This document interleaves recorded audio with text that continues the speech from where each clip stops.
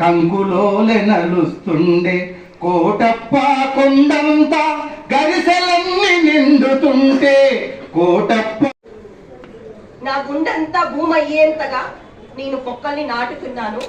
ఆ మొక్కలన్నీ కూడా ఏమవుతాయంటే ముందు తరాలకి మన చరిత్రను చెప్తాయి అని చెప్తున్నాను. Me at my place planting trees until my breath becomes lost that gives strength to new world's.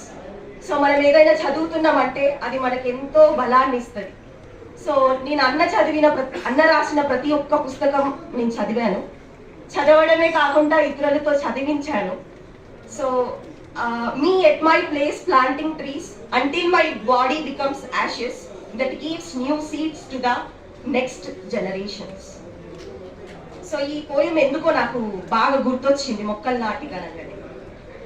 మనందరి గుండెల్లో గుర్తుండిపోయేలా 14 మంది అమరవీరుల చరిత్రను ఆశయాలను తెలుసుకోవడానికి విప్లవన్న విజయన్న చేసిన ప్రయాణమే ఈ నెవర్ ఎండ్. అమరుల త్యాగాలను చదువుతుంటే ఆ అమరులను కన్నోళ్ల కన్నీళ్ల తడి నా గుండెను తాకినట్లయింది. ఆశయ సాధన కోసం ఎంతటి త్యాగానికైనా సిద్ధపడే యువజనోద్యమ నాయకులకు, తమ జీవితం అంతా ప్రజల కోసమే బతికిన అమరులందరికీ నా కన్నీటి నివాళులు. My place planting trees until my heart becomes earth, until my heart చదివించాలి అనే ఆలోచనతో పుస్తకంతో స్నేహం చేసే నన్ను అతిథిగా పిలవడం నాకు మరింత బాధ్యతాయుతంగా అనిపించింది. 2024లో నేను చదివిన మొదటి పుస్తకంగా ఇది ఎప్పటికీ మిగిలిపో. నాకు నిన్న ఒక మిత్రుడు చెప్పినాడు, మంచి పుస్తకం అంటే మనం చదివేటప్పుడు మన కళ్ళు చెమర్చాలి, అనగదొక్కిన గొంతులు వినిపించాలి, ఆలోచన రగిలించాలి, సామాజిక ప్రయోజనానికై తోడ్పడాలి. అదే కదా పుస్తకం అంటే. నెవర్ ఎండ్, వీరులకి మరణం లేదు. 14 మంది heroes, real heroes for me. అమరవీరుల చరిత్ర అసలు మీరు రాయకుంటే ఏమైపోయేదో కదా. ప్రజా ప్రయోజనాల కోసం పోరాడినోళ్ళ చరిత్ర ఇది. స్తూపాలైన అమరవీరులు మీ అక్షరాల్లో నాకు స్పష్టంగా కనిపిస్తున్నారు. అసలైన హీరోయిజానికి ఈ పుస్తకం నిదర్శనం. అధికారం కోసం కాదు కమ్యూనిజం, అందరి ప్రయోజనాల కోసమే కమ్యూనిజం. అశేష జనవాహిని హితం కోసం అసువులు బాసిన అమరులెందరో, ఈ అమరుల ఆశయ సాధన కోసం పోరాడుతున్న ఈ తరం కమ్యూనిస్టులందరికీ నా అరుణాక్షర వందనాలు. ఎస్ఎఫ్ఐ డివైఎఫ్ఐ యువజనోద్యమ నాయకుల ధైర్య సాహసాలు, వీరోచిత పోరాటాల గురించి ఈ నెవర్ ఎండ్ పుస్తకం అనేది మనకు స్పష్టంగా చెప్తుంది. మనిషితత్వం అనేది కవి యాకూబ్ గారు ఇప్పుడే చెప్పారు. నేను కూడా అప్పుడప్పుడు అంటుంటాను, మా ఉపాధ్యాయులలో రకరకాల రాజకీయ భావాలు ఉన్న వాళ్ళు ఉంటారు, కానీ రాజకీయ భావం భిన్నమైనా కూడా వాళ్ళ పని విధానం చూస్తే నువ్వు కమ్యూనిస్ట్ కంటే తక్కువేం కాదు, ఎందుకు నువ్వు ఇక అని అనేక సందర్భాలు అన్న సందర్భం. అంటే పని విధానం. పరాకాష్ఠ ఏం చెప్పారు? ఎదుటి మనిషి కష్టాల్లో ఉన్నప్పుడు కదిలించి ఆదుకోవటం కంటే కమ్యూనిజం గొప్ప ఇంకంతకంటే ఏముంటుంది? అదే కదా. అందువల్ల ఆ రకంగా ఈ కథనం ఉంది, ఈ పుస్తకం ఉంది, ఈ పుస్తకం ఆ రకంగా పనిచేస్తుందని చెప్పి తెలియచేస్తూ, ఇక ఇంతకంటే ఈ స్టడీ సర్కిల్ నిర్వహించి ఈ పుస్తకంలోని ప్రతి అక్షరాన్ని, ప్రతి వాక్యాన్ని చదివిరంటే తప్పనిసరిగా ఆ కార్యకర్తలు కార్యనిర్వహణలో ఎట్లుండాలనేది అర్థమవుతుంది, ముందుకెళ్తారు. పాక్షికంగా ఇది ఎస్ఎఫ్ఐకి కూడా ఉపయోగపడుతుందనే నాగరాజు గారు కానీ మూర్తికి కానీ నేను తెలియదు. నన్ను కూర్చుండబెట్టిన సభ నిర్వాహకులకు మరొకసారి కృతజ్ఞతలు తెలుపుకుంటున్నా.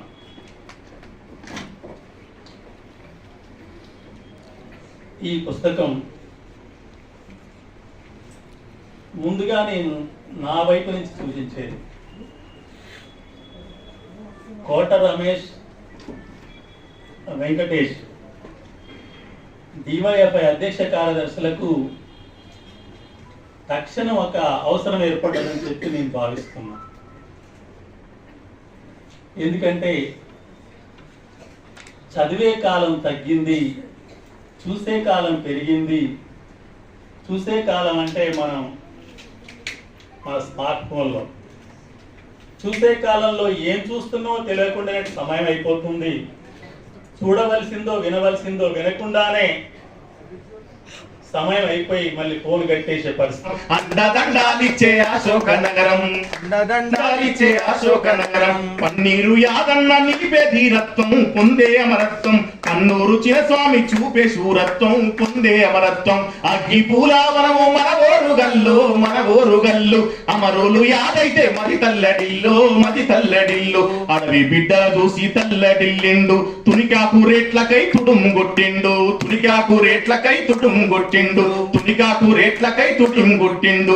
కోయ ప్రజల కథడు కొంగు బంగారం, పోరాడే గిరిజనుల ఎర్ర మందారం, పోరాడే గిరిజనుల ఎర్ర మందారం, పోరాడే గిరిజనుల ఎర్ర మందారం. సువర్ణ పాక ఓ సుందరయ్య, దీన బాంధువులయ్య కుసుమలింగయ్య, అగ్గి పూలావనము మన ఓరుగల్లు, మన ఓరుగల్లు, అమరులు యాదైతే మది తల్లడిల్లు, మది తల్లడిల్లు, అమరులు యాదైతే మది తల్లడిల్లు, మది తల్లడిల్లు. చివరికి ఏం చెప్పినట్టే ఈ పాటలో, అమరులారా మీ నెత్తుటి త్యాగం మదిలా దలిసిపోని మరిసిపోమెన్నడు, మీరు లేకున్న మీ ఆదర్శం ఉంది, కడదాకా మా వెంట తోడుంటనంది, కడదాకా మా వెంట తోడుంటనంది, కడదాకా మా వెంట తోడుంటనంది. నాగేటి అరే సాగేటి పోరుకు సారథులవుతాం, సమరం చేస్తాం, ఎర్ర జెండాలో నమిము చూసుకుంటాం, మీ తోడుగుంటాం, ఎర్ర జెండాలో నమిము చూసుకుంటాం, మీ తోడుగుంటాం, ఎర్ర జెండాలో నమిము చూసుకుంటాం, మీ తోడుగుంటాం. ఈ తరానికి నేను సంబంధించిన దాన్ని కాబట్టి నేను ఒక్కటి నమ్ముతా, ప్రతిదీ ఒక ఎవల్యూషనరీ పాయింట్ ఆఫ్ వ్యూ నుంచి మనం చూడాలి. ఇవాళ హిందూ వాదం కానీ హిందుత్వ కూడా తన రక్కలు తన క్లాస్ని మొత్తం ఈ దేశం మీద పడి సామ్యవాదాన్ని ఎట్లయితే నాశనం చేస్తున్నదో అదంతా ఏ లిటరేచర్ వల్ల అనేది మనం అర్థం చేసుకోవాలి. అది ఏ ఎవల్యూషనరీ అంటే అది కేవలం సెంటర్లో బీజేపీ వల్లనేనా అంటే కాదు. 99 ఏండ్లు ఆర్ఎస్ఎస్ చేస్తున్న ఫాల్స్ కల్చరల్ రివైవలిజం దందా వల్ల.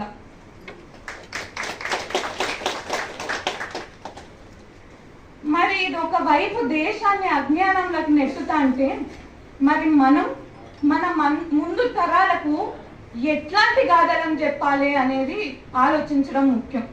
వాళ్ళు చెప్తూ ఉంటే, ప్రజలు చెప్తూ ఉంటే వాళ్ళ గురించి అసలు మన చెవులు సరిపోవు, అంత అద్భుతంగా చెప్తూ ఉంటారు. ఇవన్నీ ఏ రచయితలైనా రాశారా అంటే రాయకపోవచ్చు, కానీ వాళ్ళ చరిత్రలు అక్కడ సాధారణ ప్రజలు చెప్పుకుంటున్నప్పుడు వింటే ఒళ్ళు గగురుపరుస్తుంది, హృదయం ద్రవిస్తుంది, కళ్ళెమ్మటి వర్షం కురిసినట్టు నీళ్లు కురుస్తాయి. వేలాది మంది ప్రజల్ని కలిశారు, రాత్రింబవలు తిరిగారు. నేను అంతటితోటి ఆ యాత్ర అమరవీరుల కుటుంబాల వరకు వెళ్ళి వస్తారు అనుకున్నాను. ఒక చక్కని అద్భుతమైన దృశ్యాలను మొత్తం కూడా మన కళ్ళ ముందు ఆవిష్కరించారు. ఇన్ని సంవత్సరాల తర్వాతనైనా చాలా గొప్ప విషయం. వీరికి ఈ ఇద్దరు రచయితలకు నేను ప్రత్యేకంగా అభినందనలు తెలియజేస్తున్నాను. ఈ తెలంగాణకు ఒక చరిత్ర ఉంది. ఇక్కడే విసునూరి దేశముఖులు ఉన్నారు. ఇక్కడే దేశముఖకు వ్యతిరేకంగా కొట్లాడిన అనేక మంది విప్లవ నాయకులు ఉన్నారు, కమ్యూనిస్టు నాయకులు ఉన్నారు. ఈ తెలంగాణలో నల్లగొండ గాని ఇల్లు ఎర్రని జెండాయే, మృత వీరుల ఆశయాలే, మృత వీరుల ఆశయాలు, ఎర్ర జెండా రెపరెపలు, మార్క్సిస్టుల విజయాలు, మా జెండా దగదగలు. కౌలంటూ లెవియంటూ రైతు నిలువుతో పిడాయే, కౌలుదారి కడుపులోకి కన్నీరే చేరుతుండే. పటేలు పటువారి దేశముకుల ఆగడాలు, కాలిచి బూడిద చేసే పీడిత జన కాగడాలు. ఆసునానా ఆ కొడవలి మాయమ్మ సుఖ ఇంటి కప్పాయే, ఇల్లు ఎర్రని జెండాయే. మృత వీరుల ఆశయాలే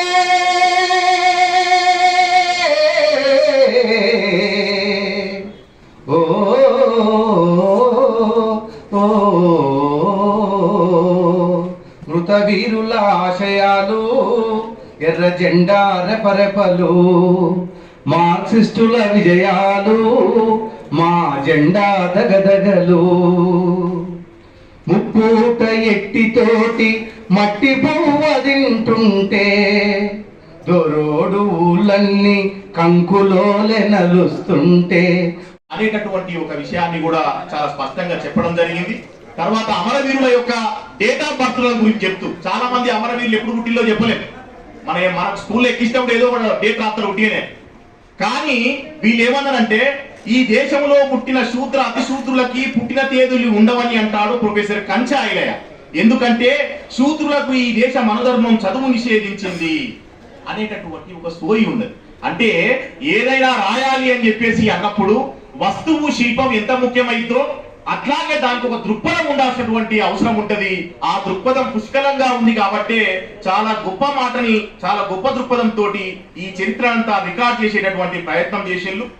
మరి అట్లాంటి చరిత్ర అయితే ఒక ముఖ్యమైన విషయం చెప్పాలి. ఏ పుస్తకమైనా మనం చదివితే అది మన గురించి రాసినట్టే ఉండాలి. ఈ పుస్తకంలో మా శివనగర్లో చనిపోయిన 2 అమరవీరుల గురించి ఉన్నది అని చెప్పిన కదా నేను. ఆ 2 అమరవీరులు రామ సురేందర్ అన్న మాకు దగ్గర రిలేటివ్ కూడా, మా పెద్దమ్మ కూడా. అయినా సరే నాకు ఆయన గురించి పూర్తిగా తెలియదు. ఆయన చనిపోయేటప్పటికీ రౌడీ షీటర్లు హత్యలు చేస్తున్న కాలంలో కుసుమ రఘునాథ్ అన్న, రామ సురేందర్ అన్న చనిపోతున్న కాలంలో నేను ఎస్ఎఫ్ఐలోకి వచ్చినాను.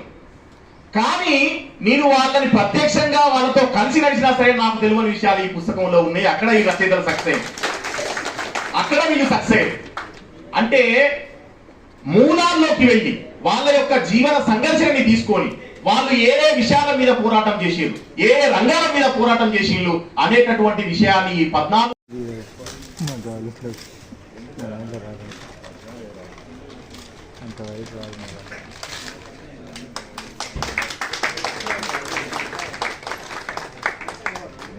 పట్టుకున్నా కాదు జనం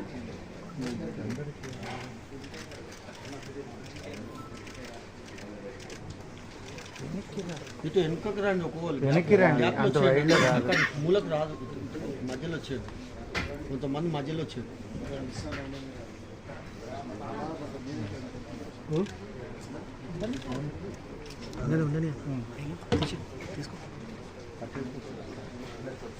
వెనుకకు వచ్చేస్తే పడుతుంది ఫోటోలు.